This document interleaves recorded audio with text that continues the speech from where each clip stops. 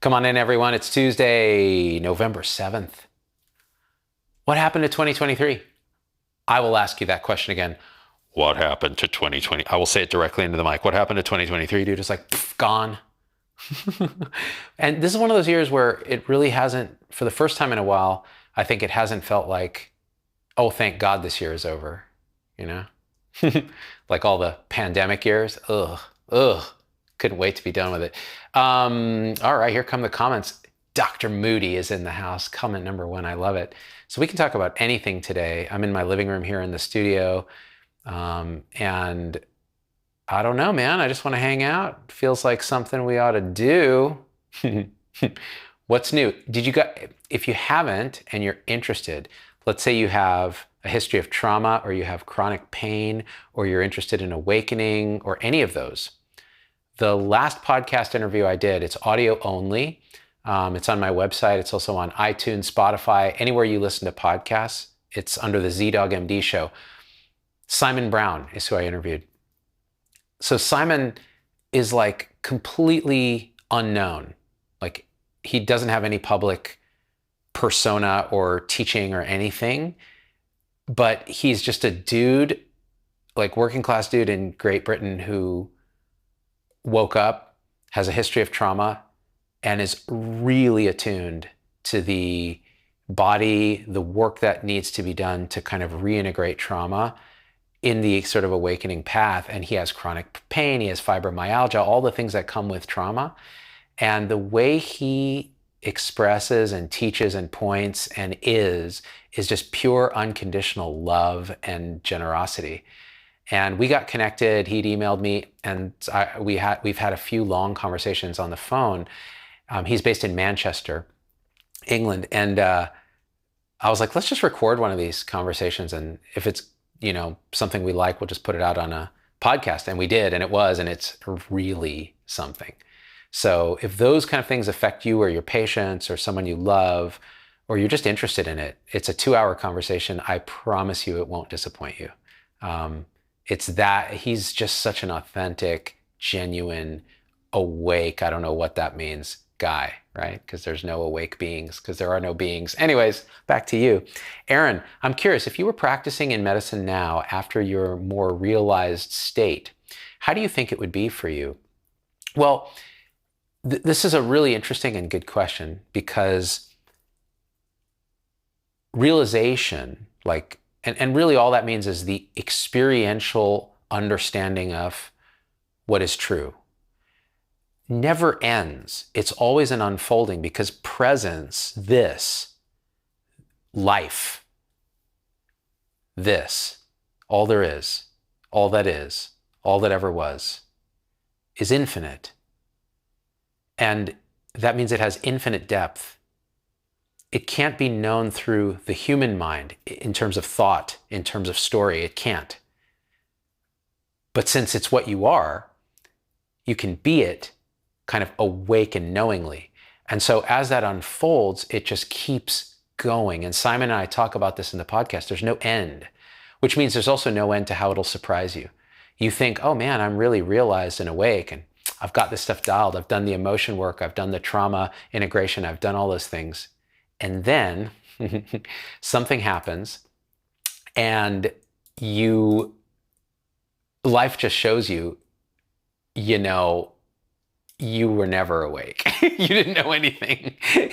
Because look, you can't handle this thing that's happening. I accidentally opened an app here.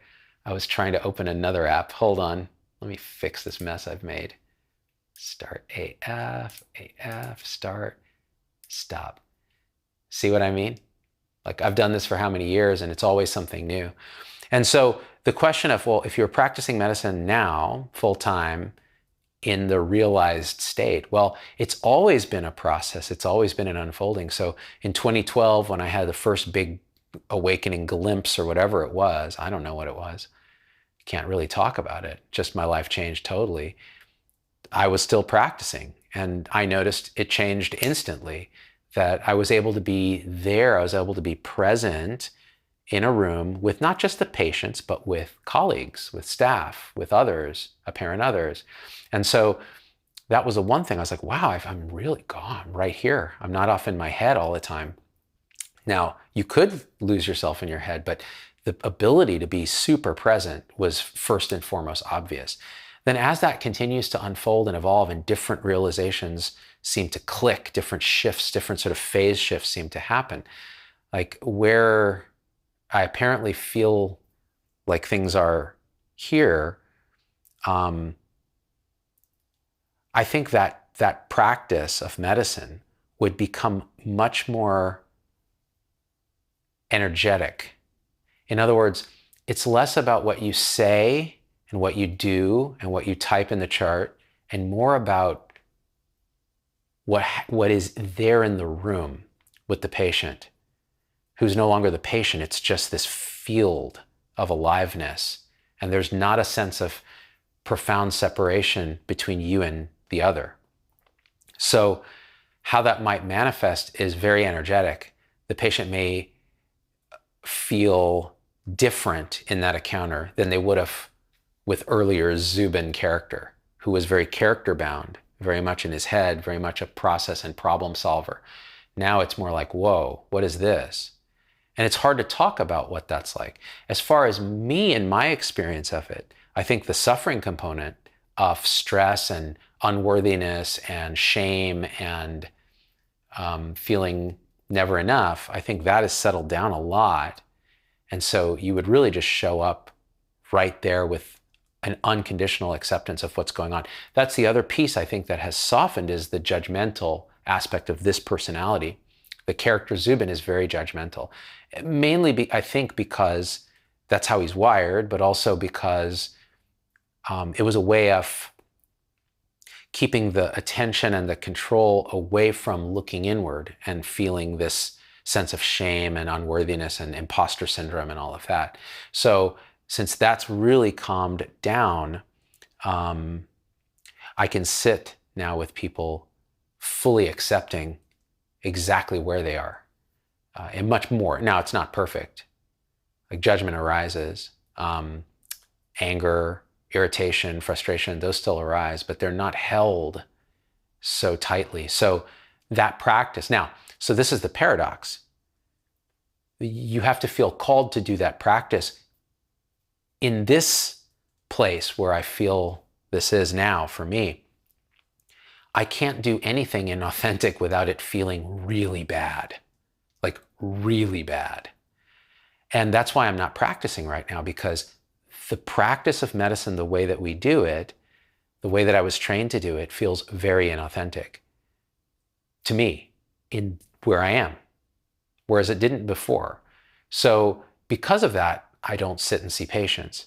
I do this. This feels authentically like where I should be. When I get an email from a doctor, and this happens routinely, an email from a doctor, say, who says, I never understood what you guys were talking about with awakening and all of this. There was just something that felt like, oh, at some point I'll circle back on this. And then I heard an interview you did with someone, or something you said on a Sunday Zen Live, or something that you wrote, suddenly triggered in me this understanding.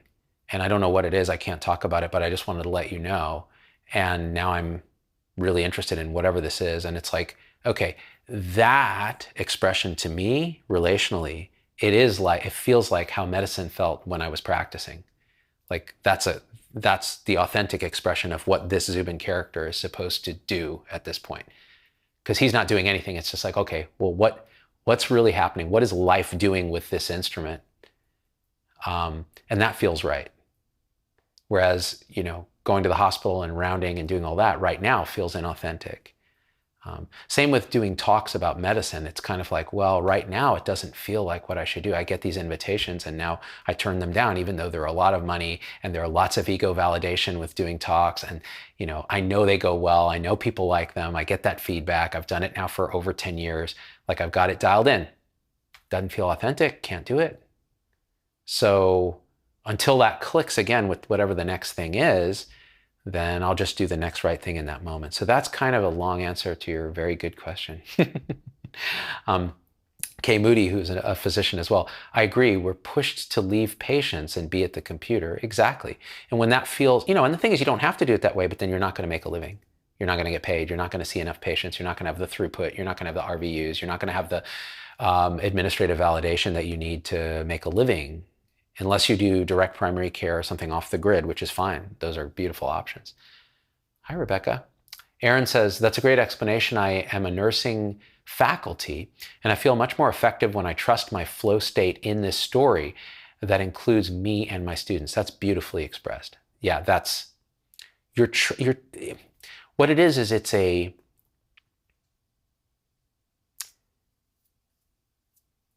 by the way, because now when I tend to express, there's a lot of stillness and silence, I put a background on the TV that's moving so that you know when I'm still, it's not that the video is frozen on the live because it's still moving in the background. It's that there's stillness expressing. That itself is an expression. It's louder than words usually. So all of presence, this, which is all that is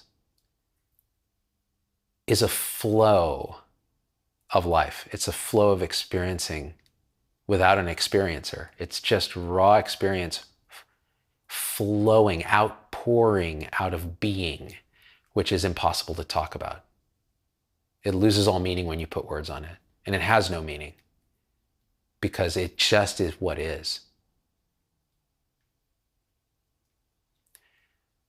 So when you talk about being in a flow state with your students, that is the flow of life.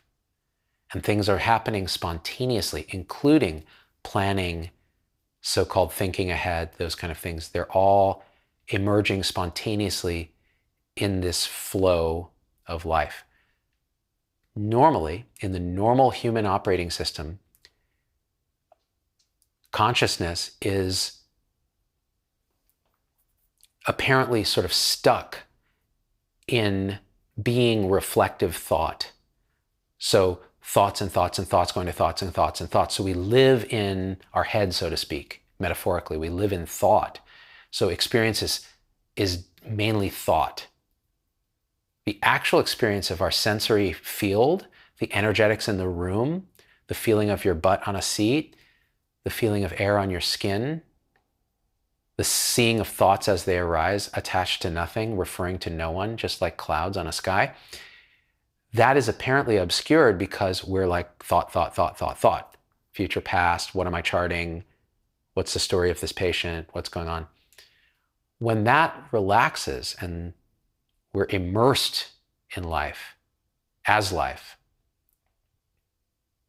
the center of the one who's having the experience can drop in a sense. In other words, there's just the experience. And that's a flow state. People say, I lost myself in X. That's what that means. That's what they're pointing at. It's an indescribable, non-conceptual experience of life living life. That's a flow state. And people say, well, can you function that way? Yes, you can. Not only can you function in many ways authentically and better than in the mind-identified state. So that's beautiful, Aaron. Dennis Pipananda says, great idea about the moving screen. So many times I've listened to a teacher and had to check if my screen had frozen. Yeah, I finally was like, how do I solve that problem? And it just, I was clicking through YouTube and there's this like starry sky background and I'm like, let's try this. Because people will often, the comments will light up when things get still. And they'll say, did it freeze? Because it's so common that happens, right? So I'm glad you like it. Bebe says, I vibe your authenticity. Well, I'll tell you, man, the people who are here on a Tuesday morning at 10 a.m. Pacific on a workday week are going to vibe with this because they're self-selecting. It's really good to have Kay here. She's such a lovely human, really understands and is searching for truth. So I had a conversation yesterday, when we did the podcast with Simon, it's podcast only, so it's not video, so you don't see the comment section. I told people to email me, hello@zdogmd.com, with a comment, how they feel about that podcast or any questions, whatever.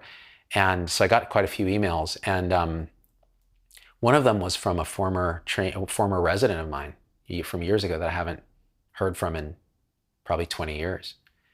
And it was such a beautiful email. Like, it was so, I mean, to think that someone like that resonates with this and is waking up and is questioning everything is like, wow, that's the full circle of teaching, isn't it?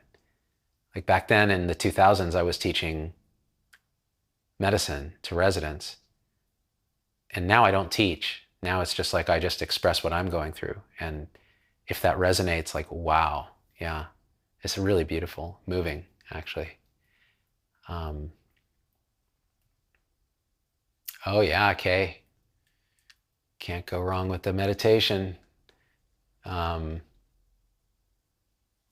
let's see.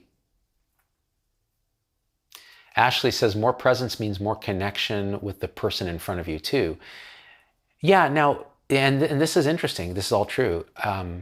What is presence? We use that word a lot, don't we? Like, what is presence?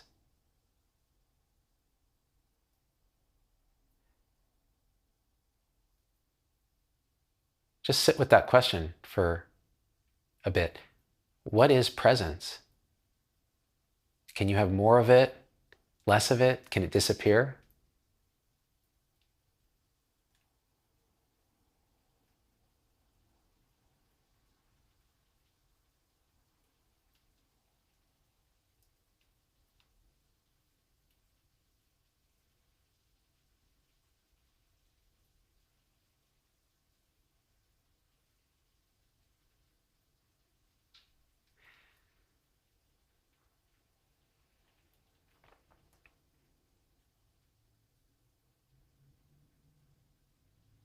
Feel into this moment. What is presence?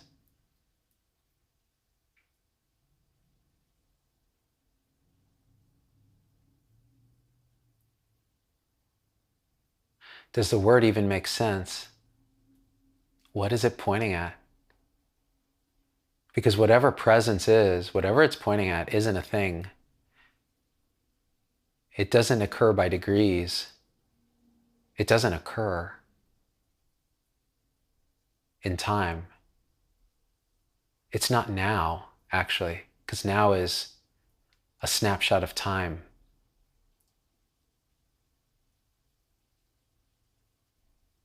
Is it an it? Or is it that which is always and eternally all that is?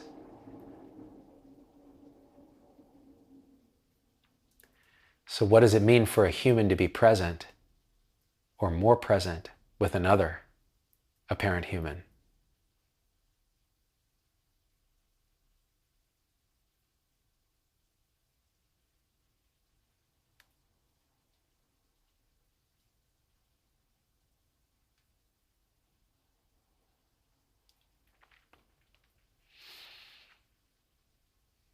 The answer to that is in your experience, and it's not a thought.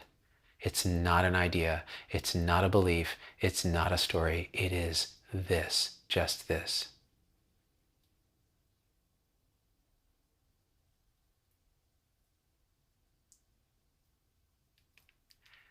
Suzanne says, I don't know why, I don't know that I've awoken, so to speak, but my friends comment that they wish they had my positivity. One friend is going through emotional grief of childhood abuse. Another is still grieving the loss of her husband after a 40-year marriage. And another doesn't want to try a simple intervention to reduce her feeling of being tired all the time. Other than being positive and offering support, how can I present the opportunity to awaken? Depression is a difficult state to help someone see so they can get to the other side. Well, Suzanne, first of all, your desire to help is so beautiful. It's an expression of love, right? And what I can say here is only my own experience with this.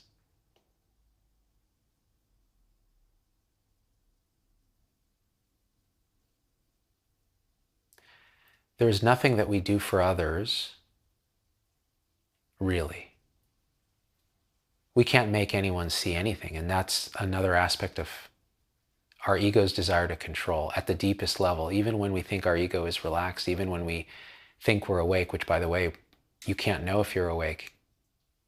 The mind can't know that it's awake or not awake, because only awakeness is awake. The person, the identity, never wakes up because it's not real. So all this, when we talk about awakening, it's really just a placeholder. It's symbols. There's no awakening. There's just this. So what does a human form and pattern do when they detect this kind of suffering and delusion in other apparent humans? Assuming they're even right, because you can't know what that experience is. It's all through consensus reality. It's all through words. There's an energetic transmission. That's what I was talking about earlier with patients. You're feeling energetically. And some of that's cues like body language, but there's a palpable energy signature, because all of this is energy, that with discernment and some practice, actually, you can often really begin to get attuned to. And after awakening, after the first sort of shift of seeing reality as it is, this can become very obvious. It can almost be overwhelming, because you're feeling everybody's energy and their emotional states and so on. So what can you do with these friends? Be present with them unconditionally and hold space for how they express. That's step one, is just be there fully with no judgment. Listen with your entire being to what they're telling you. And this often requires being there with them, but you can do it in all kinds of ways remotely. And then just reflect back what you might see. That's all. And this is what I'm just speaking from my own experience. I have no idea the answer to this beyond what I find myself doing these days. That witnessing is, with unconditional love and acceptance, is what many people really are looking for, and they don't even know it. They want answers, they want this, but really what they want is, they want to be without feeling the consensus reality of others judging or pushing back or trying to control. And often that's enough. That's often enough. Yeah. It's tough because people want to use awakening as a bypass switch to get past things like mental illness, depression, anxiety, chronic pain, trauma. It's not. It's like, click, oh my God, there are all these things right here and I can't avoid them now. Now I can't run into dreamland, into thought. I have to see all this and feel it, imminently. So it's almost like you wouldn't wish that on anyone, would you?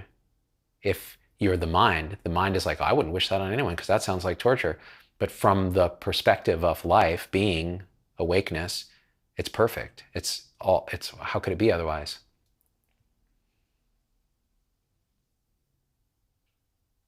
This was a problem here when I started this thing, is I would have these insights and then I would want to tell everyone and teach everyone and fix everyone. And what was doing that? Ego, the sense of control, the sense that things aren't okay as they are, that they should be otherwise, and that they can be otherwise if just for me. That sense of agency, of doership, of identity is always lurking until it isn't. But it's always, at 99.999%, it's there. Pulling the strings, apparently. It's doing nothing because it's an illusion, but we're operating through, seeing through the lens of that. We think we can help our friends, we can fix our friends, and so on. When all that's needed is nothing. Life is perfect, meaning life is living itself. So how do you do that knowingly? You're right there with them, in that flow pocket, feeling that energy and there for them, unconditionally.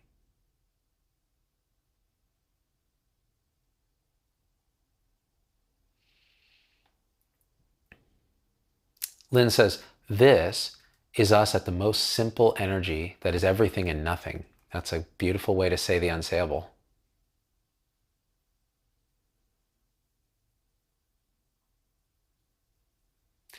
Adyashanti likes to say, just think of everything as condensed energy. All form is condensed energy. That's it. It's really nothing. Energy is really like a flame. It's everything and nothing. And it's constantly changing and in flux. It's totally impermanent and empty of any substance. You try to grab a flame, all you feel is energy.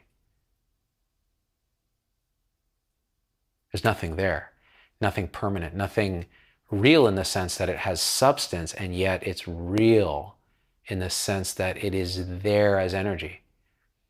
This is the paradox of saying, the Buddhists will often say, well, the world is an illusion, only the absolute is real, only like emptiness is real. The world is emptiness. This is actually a Ramana Maharshi quote. He uses the word Brahman, which means consciousness, everything, being. He says, the world is illusion, only Brahman is real, the world is Brahman.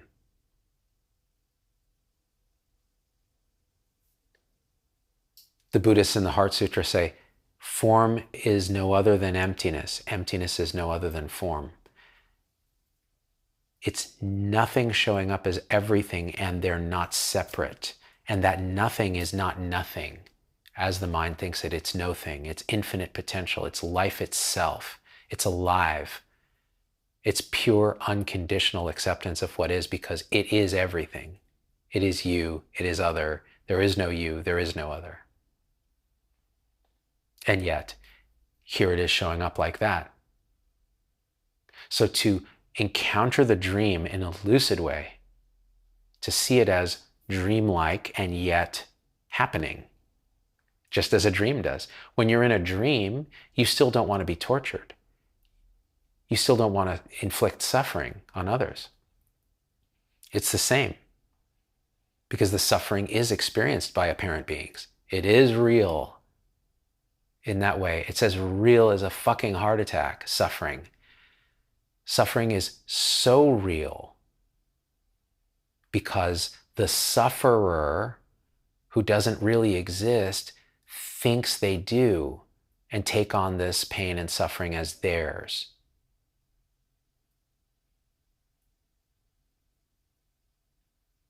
So what's the movement of awakening is to naturally work to alleviate suffering. It's a natural movement of compassion that arises unconditionally. But it comes through a rocky hero's journey of trying to help in this way, trying to control in this way, and then avoiding the deeper parts of you. So then you go back for those deeper parts, and then you come back. Someone like Simon does this beautifully. He's gone for the deeper traumas of his childhood, and now when he shows up, he just accepts you unconditionally. You feel it in how he expresses.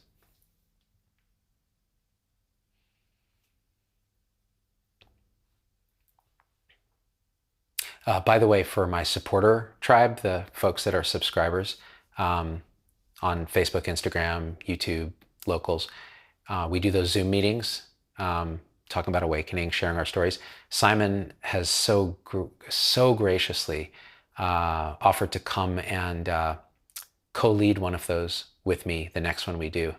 So on the Sunday mornings when we try to do them, I don't know when we'll do the next one, but he's going to come, and I'm so grateful to him. It'll be so lovely. He holds space so beautifully, and so many people in our group will talk about this sort of difficult emotional journey, and he's just holds space for that so lovingly. It's beautiful. So I'm excited for the supporters. Yeah, Risa says, guys, don't miss the podcast with Simon. It was so good. It was really, really good. And I tell you, like, here's a guy who just reached out by email, and his email was energetically so right. He didn't ask for anything. And I was like, hey, could we just get on a call? And he did. And we ended up talking and then talking again and realizing, wow, we're just like, it was like stepbrothers. Did we just become best friends, man? And then it just evolved into doing a podcast. And, again, he has no agenda. It's just so refreshing, because I get so many people, PR companies, individuals asking to be on the show. They've got this idea and that idea and this idea. And through it, I can feel ego everywhere, because I know it in myself. validation seeking, ego, influence, all of it. So when someone like him shows up, it's just like, yep. Angela was the same way. Like Angela was unknown when we met, outside of very small circles that he would hold retreats at his home and things like that. And talking to him was just such a joy. It was like, wow, there's like no agenda. It's a, yeah, he has a book, but it hadn't even been released. And yeah, it's just gorgeous, gorgeous. Yeah, Ashley says I was doing that hugging exercise in the bubble bath on Sunday. It was feeling, I was feeling so much, and it helped so much. Yeah, so one of his exercises in the podcast, I don't want to totally destroy it, but when you're feeling a lot of trauma, emotion arising, you can actually hold yourself with love and acceptance. And it's from Peter Levine, actually, who is one of the resources that Simon recommended. On my website, under the podcast tab, you can see or on the iTunes or wherever you get your podcast, there's links to all of this.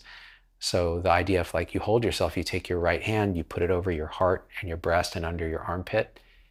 And then with your left, you move it up the body and just give yourself a squeeze and hold, just like that.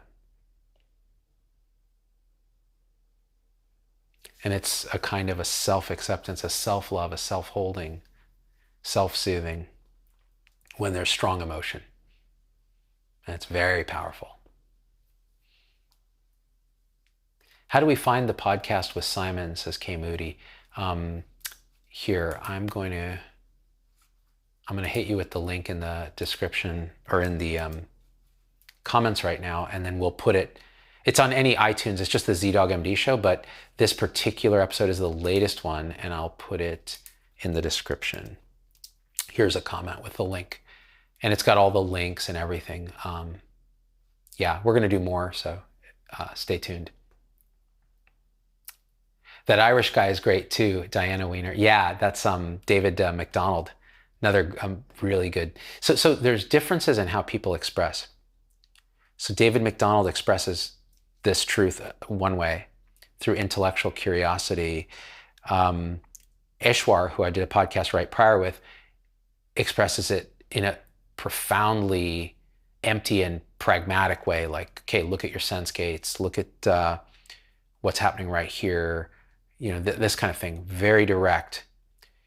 And Simon is so much from the heart-based emotion, trauma, embodiment aspect that it just feels like, pure love.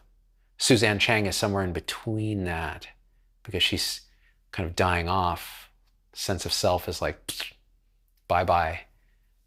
So it's just beautiful how different people express. And all of them are valuable at different, so-called stages of this.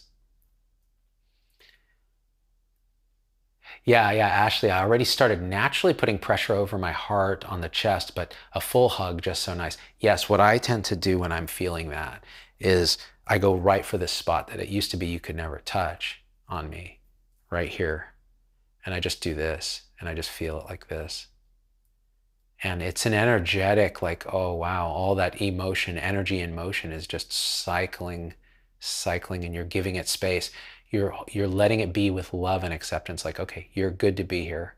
I'm glad you're here. Show me what you need to show me, and you're welcome to stay as long as you like. And it's like a self-parenting kind of thing, inner child kind of thing. Oh, this emotion was not allowed to express. Now here it is. How wonderful. It's like a child going, look what I did at school. And maybe that child is called anger. Maybe that child is called sorrow. Maybe that child is called grief. Maybe that child is called hurt. Maybe that child is called fear.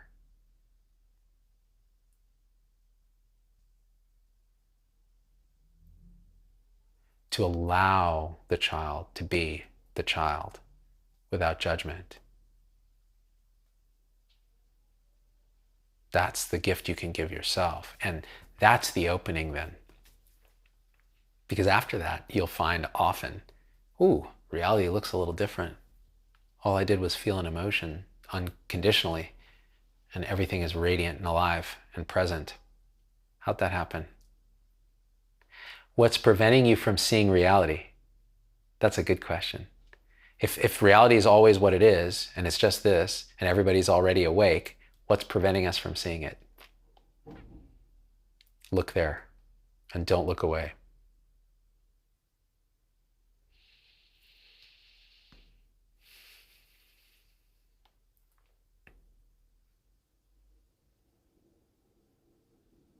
Sue's here. I'm low-key afraid of Ishwar. Perhaps I should look at that. Oh, he is scary. I That's good that you're low-key afraid of him. He is so Eshwar, he had a he's in his 30s, had a massive awakening while in rehab.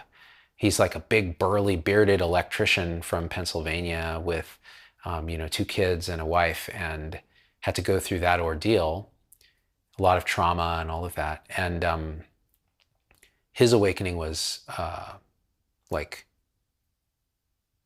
kind of scary. Like it was super steep.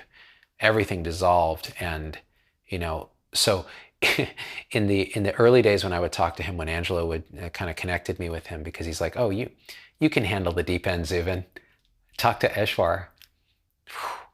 Man, I'd be on the phone and I'd just be like, and he would just be pointing from his experience.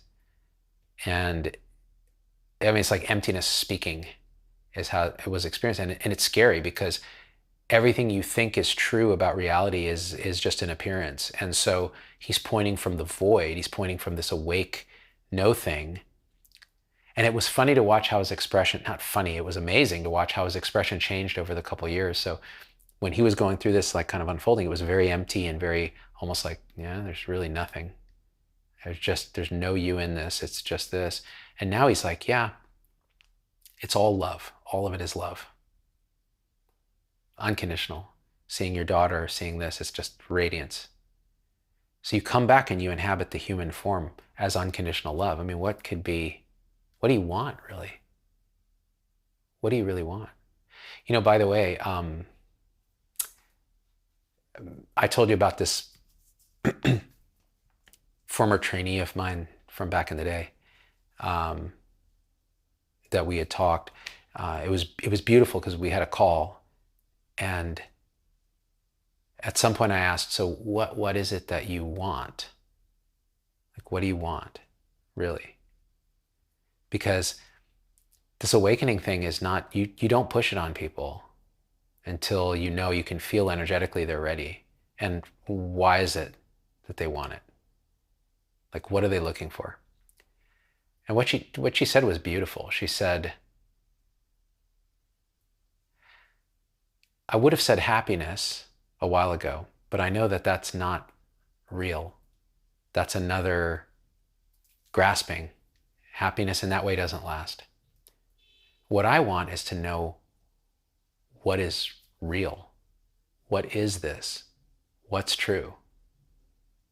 I know medicine, I know science, and I know those are a shade pointing at the surface of what's true. So I want to know what's true. And I was like, wow, that's about as good a motivation for this as anything. You hear about people who want to end suffering for themselves. That's a very powerful motivation. They want peace. That's a powerful motivation. Wanting truth, like asking for, I want to be able to see truth. And then ultimately it becomes a kind of a, at what cost question. So if truth is what you want, are you willing to die? Are you willing to give up everything, all the stories, everything you thought was true, to actually see what is true? It's the matrix. It's the red pill. You can continue with the blue pill and continue to believe what you want, a consensus reality, or you can take the red pill and see how deep the rabbit hole goes, because it's infinite, but it's not what you thought, and you won't control it, and you won't survive it. The you that thinks it's in control can't enter there. So you have to kind of say, I want truth at any cost. And until you can say that, it's going to be tricky, because there'll always be a holding back. Yeah.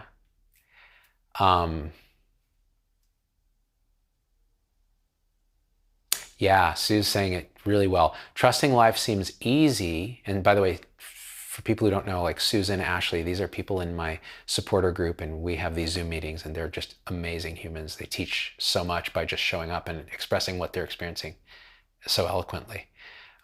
Trusting life seems easy until it serves the dish you really need.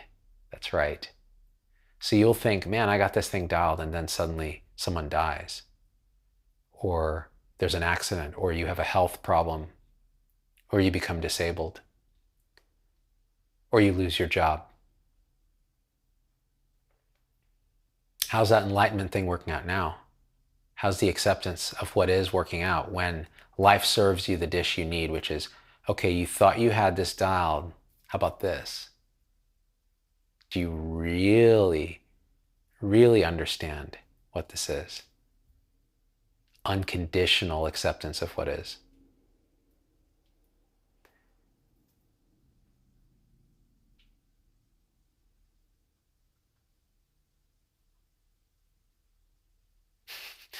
Ashley says, everyone thinks they want awakening until they find out what it truly involves. Yeah, then it's like, oh God, what, did I really sign up for this? And yet there's no going back. There's a knowing, right, Ashley? There's a basic trust that this now has to play out, and it is right. As hard as it is, you can imagine, it's hard to now increasingly, right? But you can imagine what it was like prior. And even in the worst depths of feeling all this pain, just full on, staring directly at the sun,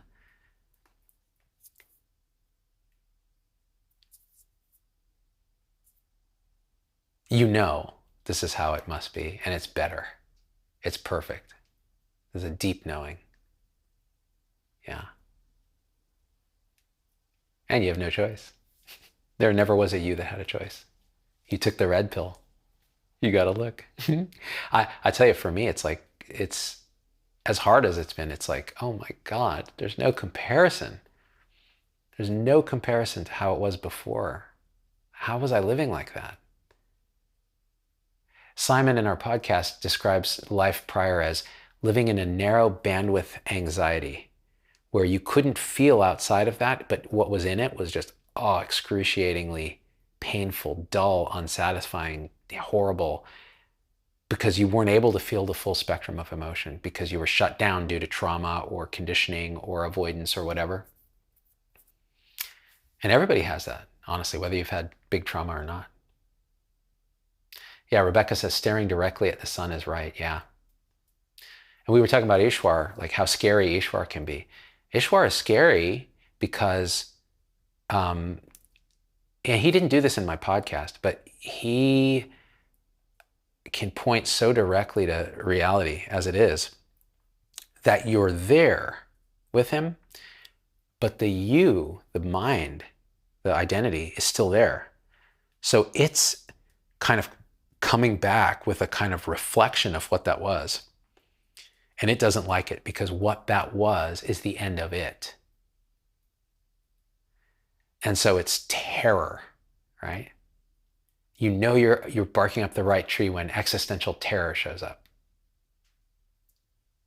Yeah, Ishwar is good at that. What I would find is I would talk to him and then I'd be like, okay. And he's like, call me anytime, text me anytime. And I wouldn't. I was like, no, I think I got what I needed out of that. And what I got was fear. Like I got glimpses and I was like, oh my God, yeah, of course. And then I was like, then the mind would come back and be like, what are you doing, bro? You're going to die if you do this. It's like that.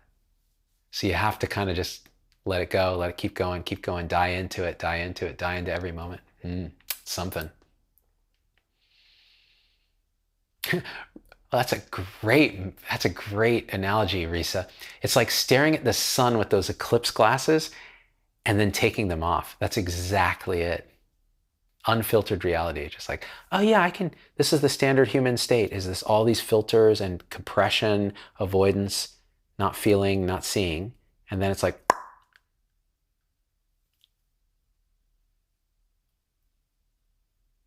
right? They'll melt your face like those Nazis in the Indiana Jones movie. Oh man, it always leads to the Nazis, doesn't it? Karen says, is there a way to be awakened and live the life you want in this avatar and enjoy the journey? I want to know both pills. Okay.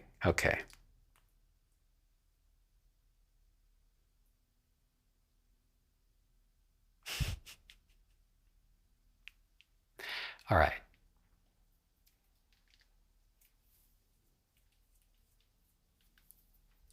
I love this question because this is it. I mean, it's the person, it's the process of the separate self asking, okay, I know that this is, there is something here that I know is better, I want it, it's true, but can I also have the dream with all its ups and downs and all of that? Now, there's two flavors of the intention behind asking this question. One flavor is, I want to wake up, but I want to do it on my terms. I want to have all the things, keep my family, keep my job, keep my life, keep my money, keep my identity. It's really what is being asked. Now, I'm not saying you're doing this. This is flavor one of this. Keep my identity. And also have the peace that passeth all understanding of awakening. And then have enlightenment powers of equanimity and all this, but then also be able to live the life that I know I want. And that, when the question's coming from there, it's basically fueled by delusion, because the one asking the question doesn't exist. The life that is wanted is a dream. The character in a dream is asking, please don't, I want to end the dream and wake up, but I want to continue to dream. I want a lucid dream. No, actually, that's not what that one wants. What that one wants is, I want to keep dreaming because the dream is nice, and then escape and awake when the dream is not nice. So I want some things and don't want others. I'm pushing and pulling on reality. That's flavor one of where that question can come from. And that's a problem in the sense that, who's asking? The ego. Okay, now, the other way that that question can arise. Earlier in this podcast, we were talking about energy and that emptiness and form. The dream forms, this, thoughts and stories and identities, they're real in that they are appearances. Like a mirage is real. You're seeing a mirage. It's just insubstantial. You can't grasp it. You can't hold it. It's impermanent. It doesn't have objective reality. It has subjective reality. It's an appearance. Awakening means seeing reality as it is and seeing that the sense of the separate self, is itself an appearance. It's not real. There is no you. Okay, so then, well, here's life though. Here's my kids and my wife and my job. Can I live that? Can I live the ups and downs of it, right? Well, here's the beauty. As the knowingness of this, the clarity of this, you can't not inhabit the human form. It is what is right now. And so you do it knowingly, as in a lucid dream. So you can, in fact, you have no choice. You will feel everything full on. Love, transient hatred, transient anger, all of it's transient. Frustration, all of it. Joy, happiness, amusement, all of it. You'll feel it full on and it will fall away because it's happening to no one, but it is happening as an appearance. So you live life, and in Zen, there are these not ox herding pictures, that sort of Tozan's ranks of like attainment, right? But the last rank is the empty, awake isness comes back and sits in the ashes of reality, fully knowing what's up. Just like, yeah, this is life. Before enlightenment, chop wood, carry water. After enlightenment, chop wood, carry water. It just looks completely different. It looks like what it is. The ox herding pictures, you go through all this like, oh, the guy starts out, he's asleep, and he's looking for the ox, which is awake consciousness. He finds the ox, he's riding the ox, he thinks he can control the ox controls him. Then the ox disappears, he disappears, and it's just. That's the 9th of 10, say. I forget the exact numbers. Emptiness. Formlessness. So what's the last one? It's a fat dude walking through the market with some sticks, talking shit with people. That's enlightenment actualized in the world. And its mere presence in this human instantiation is all of life showing up as a Zubin, say. And it is unconditional love and compassion. And energetically, it doesn't increase suffering around it or in itself. Just spontaneous action like a cat. Sounds pretty good to me. Oh, let's see where we're at. I never know what's coming out of my mouth. I'm not saying these words. Dennis, a caterpillar doesn't want to go through the complete annihilation process to become a butterfly. It just wants to be a flying caterpillar. Oh man, that's Dennis. So Dennis is another one of our supporter group. You can see the wisdom in these people. It just oozes out. It's such a joy to commune with them. So that's beautiful. The caterpillar thinks it just wants to be a flying caterpillar. It has no idea what a butterfly is. It's told from young age, one day you're going to be something, you're going to make it, you're going to attain this ability to fly, this independence, this freedom. And the caterpillar is like, cool, I'm going to be this caterpillar flying through the air, wearing little goggles, you know, music playing, Flight of the Valkyries, little caterpillar flying. So, but what is it? Oh, wait, oh, what's this? I'm dying. Cat spins a tomb around itself, buries itself, auto-digests itself. Every, imaginal discs in its body are transforming organs, liquefying them and transforming them into what? The unknown. Caterpillar is gone. What emerges on the other side is, what even is that? And it has infinite freedom. And notice this. The caterpillar as a caterpillar is a consumer of resources. It is running around taking. It is separate. It's eating its own nest and shitting in it. That's what a caterpillar does. That's what a mind-identified human does. So what happens when it becomes a butterfly? Well, it has infinite freedom. And so it is now pollinating and nourishing the very plants and trees that it was destroying as a human. So it's a very good analogy.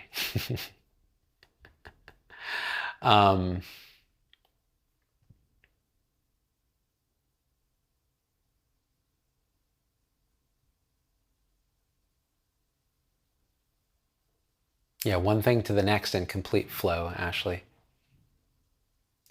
K. Moody, the butterfly is the vision beyond the vision. Yeah. Beyond human vision lies what? Beyond and prior to. And I need to say this. This is important. Not really. Nothing's important. Feels important right now.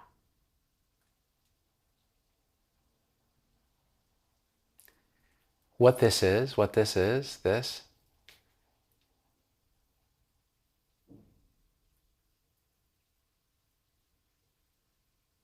is so beyond the mind and the mind's ability to put it together in a story or in any words that you should just give up trying that. Give that a shot. Just, I don't know this. I don't know what this is. I can't know what this is. What then? What's beyond the wall of knowing? What is the unknown? What is it? Zubin keeps saying just this, just this, just this. What is that? What does he mean? What's he pointing at? Because the words mean nothing. What's he pointing at?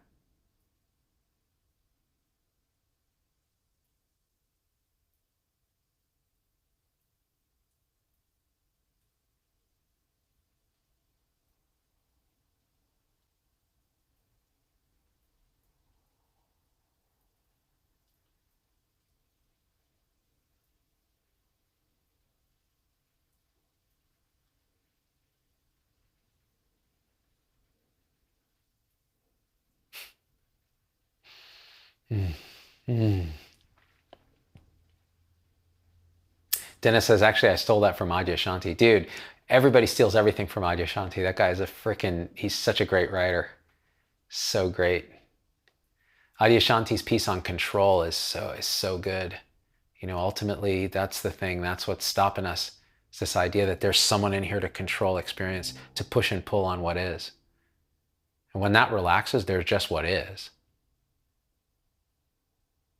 And I feel like I need to say this too, even though it's meaningless. When we talk about no self, like this, the sense that the self is just an appearance, and reality can be experienced as selfless, without a center, without a self. Everything I just said, and when you hear that said, everything, all of that is completely irrelevant to what that's actually pointing at. The selfless nature of reality is like, that's a placeholder, that's a symbol, that set of words. If you try to think your way into that, of course there's no self. Yeah, I can't find a self, therefore there's no self, therefore everything's just happening. That's not what it is. What it is just this. Indescribable, inconceivable, beyond the mind, nothing to do, nothing to think about, just be. And even that is a doing, just be. Be is automatic. You're automatically aware. You don't have to try. There's no you to try. You've been a good boy or girl. You've done all the things. You can just relax all that.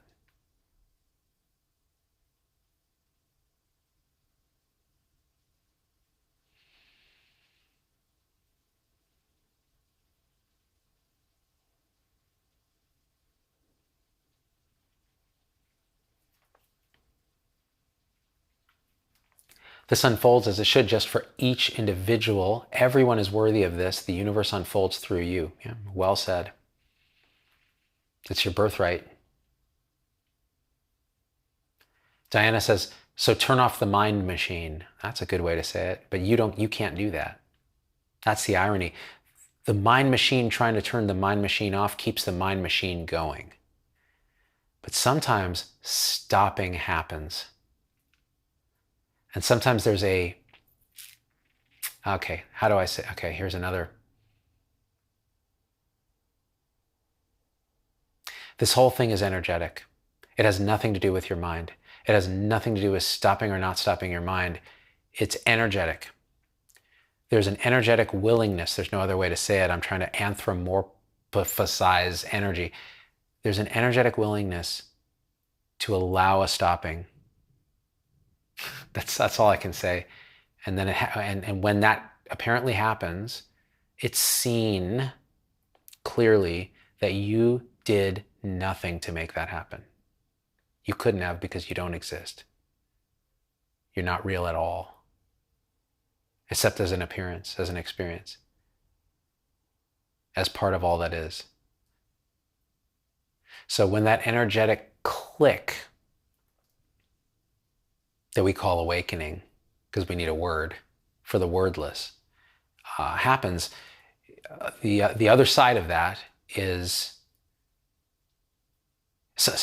it's funny, Angela tells this story, and I completely believe this. There's a Zen sesshin, one of these long Zen retreats, very intense. And one of the participants had Kensho awakening during the retreat, and went to the Roshi, the Zen priest that runs the thing, and demonstrated and basically was furious, because they were like, why is everyone sitting here? What are they doing? There's nothing to do. He wanted to go back into the sesshin and tell everyone, break the silence and be like, what are you doing? There's nothing to do. You don't do any of this. What are you, there's nothing, there's no awakening. And the Roshi had to stop him. He was like, this is the gateless gate, the pathless path. It's seen on the other side, but you can't tell them that. Because how did you apparently get here? There apparently was doing, even though there really wasn't. It's a total paradox, you see? But knowing this, holding this lightly, without expectation, I think that can be powerful in a paradoxical way. Yeah, Dennis says there's a teacher named Delano who doesn't accept students until they're ready to die. Yeah, and that's the very direct path. The Tibetan Dzogchen tradition doesn't teach you until you've done all the other things. Yeah, even though their point is the path is the goal is the path. It's just this. Nothing to meditate on except for this.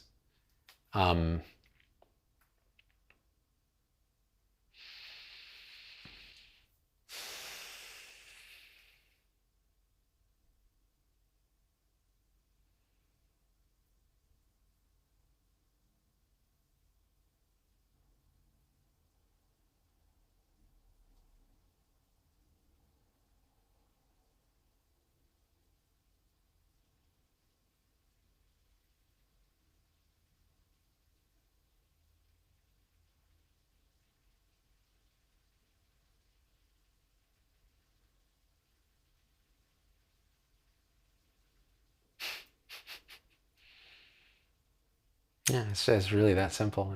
It's just reality living you. That's it. It's very spontaneous.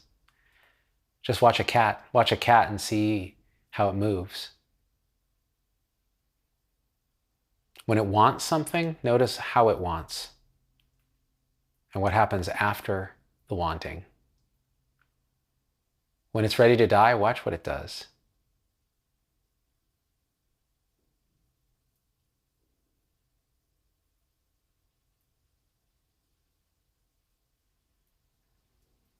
Yeah.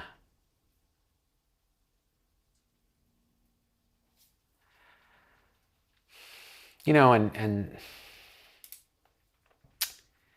the whole thing becomes pretty inexpressible, and there is this paradoxical frustration with, well, why am I opening my mouth? Am I confusing myself, actually?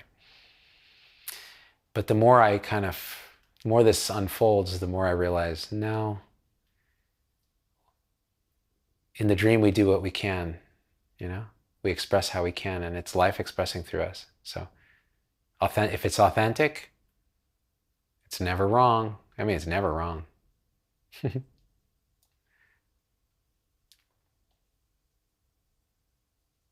Ashley says, random, but my cat has been sitting with me for almost the entire live show. There you go. The cat's already a Zen master. Why are you listening to me? Listen to your cat. I don't know what I'm talking about. I don't know anything. Well, on that note, this was really a lot of fun. I really love these lives. For me, energetically, it's just like, wow. You know, it's a small group, 70 people. It's like, I can feel you guys. Like, it's really lovely. I'm really actually grateful for Facebook, right? Like, with all its double-edged swords and social media drama and all that, it's like, gives us a forum to do this.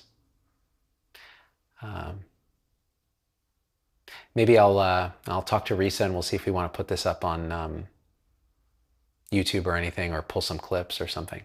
Because I think I recorded it. Who knows? I forget everything these days. All right. Really a joy. Thank you, Diana. And cats will run the world, Ansley. And Sarah's here. Energy never lies. It's true. Sarah's in our group too. Risa and Ashley and Dennis. Susan. Kay Moody. Just wonderful to have you guys here. All right, gang, until next time, we are out. Peace.